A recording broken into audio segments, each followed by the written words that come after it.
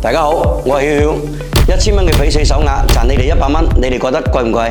實際上，依家好多嘅短視頻直播公司，佢哋話佢嘅利益係100%，甚至乎200%以上，而佢哋嘅貨都經過好多次嘅轉手。咁我哋喺源頭批發工廠一手貨源，只賺取你10%嘅服務費。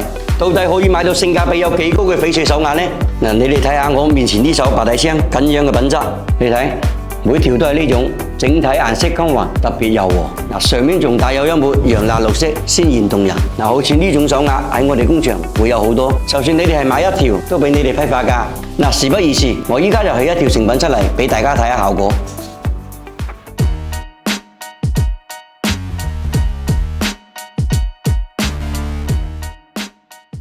起貨之後，底裝乾淨，種老肉細，打贏老色仲好搶眼。帶你哋出去睇下自然光，鐵色依然係好辣嘅，光澤度好足嘅。你睇下，因為佢種老啊嘛，種老肉細。如果你哋都中意呢種白底箱嘅手鐲，跟住要打呢幾個字，我想要一隻，或者留低你哋嘅圈口。